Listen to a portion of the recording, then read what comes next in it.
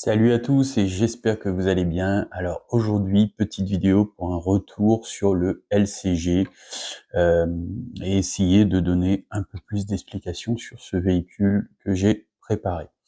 Hem, J'aimerais aussi remercier Ficelle qui m'a donné, pas mal de conseils et aussi, mon GG sur le terrain, des conseils aussi qu'il m'a donné pour une ligne de conduite en termes de, modifications, sur le véhicule.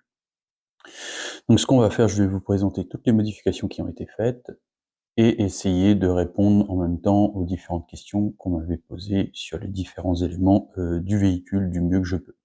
Allez, c'est parti, je vous montre ça. Alors, donc on est sur un châssis LCG avec une carrosserie très, très light. Alors, qu'est-ce qu'on a fait comme modif depuis, la dernière fois? Alors, premièrement, on a fait des découpes. On a redécoupé entièrement la carrosserie. Voilà, il n'y a plus d'arrière, on est vraiment à ras. C'est bien pour les passages un peu difficiles. Au moins, ça laisse le champ libre aux roues arrière. Donc on voit, voilà. Même si on veut faire une manœuvre en marche arrière et tout, au moins la carrosserie, elle ne gêne plus. Donc là-dessus, ça c'est fait. Ensuite, on va aller voir dessous la mécanique et son ensemble. Donc toujours un petit picot à l'avant et deux aimants à l'arrière. Donc voilà, la carrosserie, on le fait. Alors, quelles sont les grosses modifs majeures qu'on a fait depuis qu'on a roulé la dernière fois? Alors, la première modif, c'est cerveau de direction. On va se mettre dans l'autre sens pour vous voyez mieux. Cerveau de direction, 70 kg, un 14 volts, et il est branché quasiment en direct. Il est branché en direct avec la batterie. Pourquoi? Eh ben, sans trop bouger les fils, vous allez comprendre. Vous voyez, j'ai ce petit fil rouge là, rouge et noir, qui vient sur le branchement de la batterie. Et le deuxième fil qui sort du cerveau de direction, qui lui est branché en channel 1. Donc ce qui fait que j'ai un cerveau vraiment hyper réactif au niveau de la direction. Ensuite, on a changé notre récepteur, maintenant on a une radio définitive pour lui.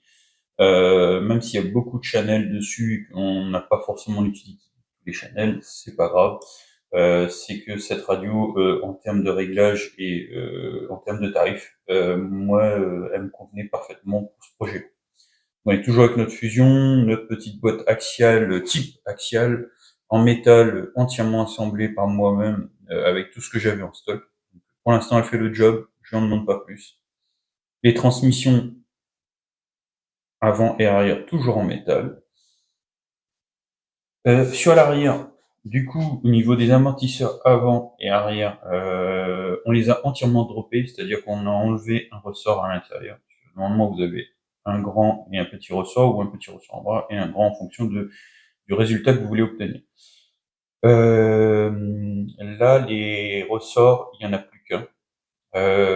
Et on est passé avec une huile un peu plus dure. Si je dis pas de bêtises, je crois que je suis passé avec de la 500 en huile.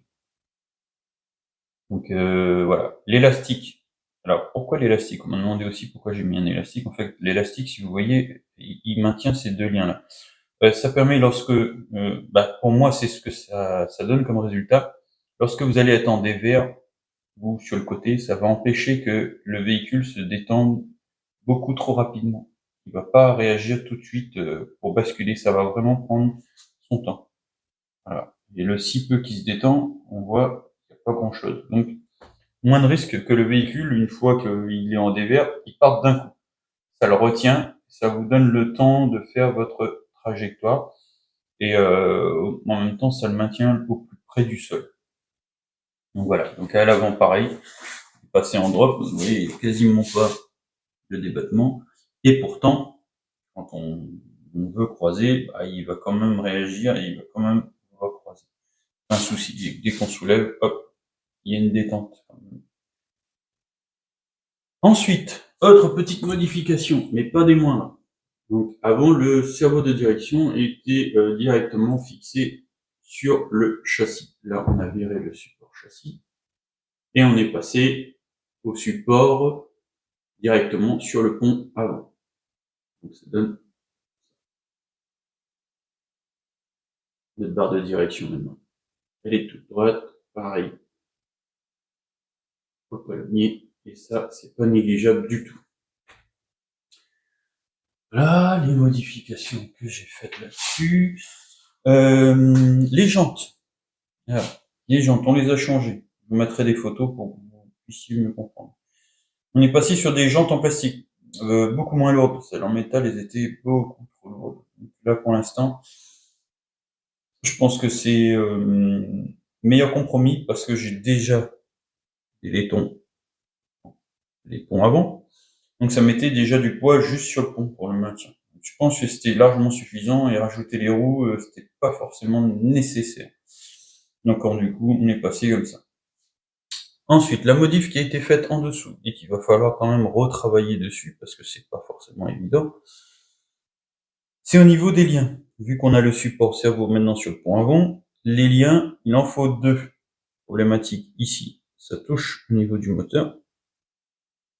Donc on est obligé de mettre une coudée par rapport à l'autre qui est droite et faire en sorte qu'il puisse bien rentrer sans trop toucher le moteur. Pareil, les liens centraux qui étaient en dessous, j'ai été obligé de les inverser parce que quand je les mets dans l'autre sens, ça empêchait mon pont d'aller vraiment au plus bas. Donc du coup, on voit bien la courbe, elle est tournée comme ça. Tandis qu'à l'arrière, elle est comme ça. Il y a la différence.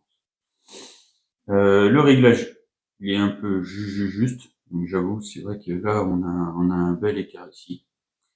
Mais au moins, je sais qu'au niveau des réglages, je suis bon. Donc, puis c'est pas pour faire de trop longues balades, c'est vraiment faire des passages à l'instant T. Je pense que ce sera largement suffisant. Ou on verra plus tard pour prendre des liens plus grands, peut-être pour la suite. Autre modif qu'on ne verra pas, mais je mettrai des photos aussi, c'est à l'intérieur des ponts avant. On a changé la pignonnerie qui se trouvait dans les ponts pour avoir l'override. Donc ça y est, à l'avant, les deux côtés ont été changés. Maintenant, on doit aller beaucoup moins vite avec les roues avant que à l'arrière. Donc ce qui va permettre vraiment de gagner en stabilité et en franchissement aussi sur le véhicule. Donc voilà. Donc reste plus qu'à les retester, toutes ces modifs, pour voir que tout va bien, et voir le résultat final, si ça peut être satisfaisant ou faire encore des modifs. Bon, je pense que en termes de modifs, on est déjà plutôt pas mal. Reste à peaufiner. Je pense qu'à l'avenir, par exemple, passer avec vraiment une vraie boîte LCG dessus, ce sera pas un luxe de trop, je pense. À voir. Si elle fait le job là, vous me direz hein, si ça change vraiment quelque chose d'avoir une vraie boîte très basse, très fine de LCG, ou si cette boîte là fait le taf, on va la laisser, hein. Il n'y a pas de raison. Donc voilà. Et puis peut-être plus tard, changer à nouveau de carrosserie, trouver une meilleure façon de fixer sa carrosserie aussi, puisque là, bon, c'est pas esthétiquement, c'est pas tip top, c'est pas ce qu'on recherche non plus. C'est vrai que c'est pas non plus génial. Donc voilà. Et oui, au cas où si vous vous demandiez, oui, ma batterie, je la place toujours à cet endroit-là. Et ça, c'est parfait. Et puis dernière petite chose, le pare-choc avant. Donc je remercie mon cousin qui m'a offert ça, donc, une petite barre très simple, on peut voir, qui permet d'avoir vraiment du dégagement. Il n'y a rien qui gêne, même si le pare-choc aussi était là, je trouve que voilà, ça fait vraiment bien dégagé. Donc du coup, voilà. Bon, voilà. Si la vidéo vous a plu, le pouce bleu, sinon la descente du crawler. Et puis à très bientôt pour d'autres vidéos.